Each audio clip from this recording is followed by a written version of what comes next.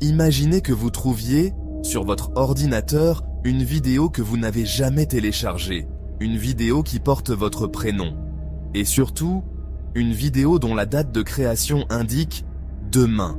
C'est exactement ce qui est arrivé à Thomas. Au début, il pensait à un virus, puis il a regardé la vidéo. Et il a compris quelque chose de beaucoup plus inquiétant. La vidéo montrait sa chambre, mais elle avait été filmée depuis l'intérieur de son placard. Thomas avait 24 ans. Il travaillait de chez lui et passait la plupart de ses soirées devant son ordinateur.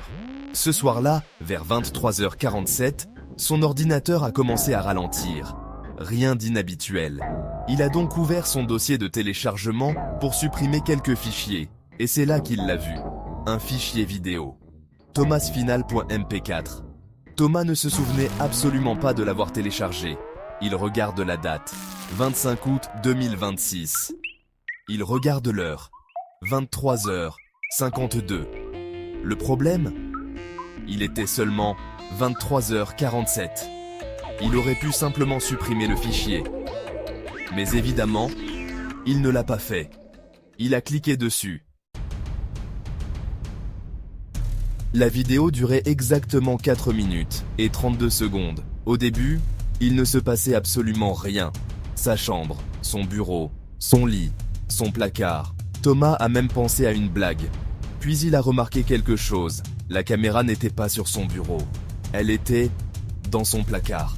Thomas a immédiatement arrêté la vidéo. Il s'est retourné. Son placard était fermé. Il s'est levé. Il l'a ouvert. Rien. Juste des vêtements. Il a ri nerveusement. Puis, il est retourné devant son ordinateur. La vidéo était toujours ouverte. Mais maintenant, la durée restante indiquait 0,03 secondes. Thomas a regardé l'écran. La vidéo avait changé. On voyait toujours sa chambre. Sauf que cette fois, Thomas était assis devant son ordinateur, en train de regarder la vidéo. Il venait de comprendre. La vidéo qu'il regardait était en train de filmer ce qu'il était en train de faire. Il a regardé l'horloge. 23h51. Dans la vidéo, l'horloge indiquait 23h52, une minute dans le futur. Thomas a reculé de sa chaise. Puis quelque chose est apparu derrière lui. Dans la vidéo, pas dans sa chambre, uniquement dans la vidéo. Une silhouette, immobile, debout devant le placard. Thomas s'est retourné. Personne. Il regarde à nouveau l'écran. La silhouette était toujours là, mais elle était plus proche. À 23h52, le fichier a disparu. Tout simplement. Plus aucune vidéo. Plus aucun fichier. Thomas pensait que tout était terminé. Puis, son téléphone a vibré. Un message. Aucun numéro. Une seule phrase. Ne regarde pas derrière toi. Pendant plusieurs secondes, il ne bouge plus. Parce qu'il entend quelque chose. Un bruit. Derrière lui. Un très léger grincement. Comme une porte de placard qu'on ouvre doucement. Thomas ferme les yeux. Il respire lentement. Puis son téléphone vibre une deuxième fois. Un nouveau message. Je t'avais prévenu. Thomas a finalement regardé derrière lui. Le placard était ouvert. Mais il n'y avait personne. Il a attrapé son téléphone et a quitté sa chambre. Le lendemain matin, il a décidé de vérifier les caméras de sécurité de son appartement. Et c'est là qu'il a découvert quelque chose.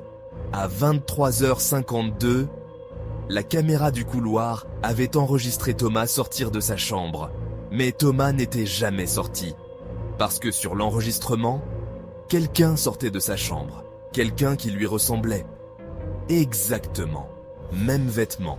Même démarche. Même visage. La silhouette s'arrête devant la caméra.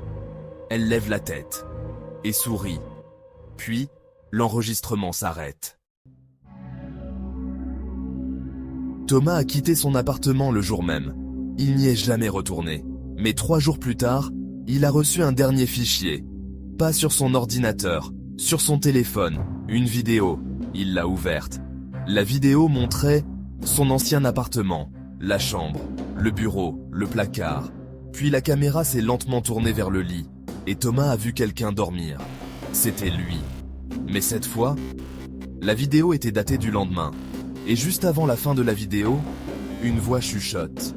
Maintenant, c'est ton tour de filmer.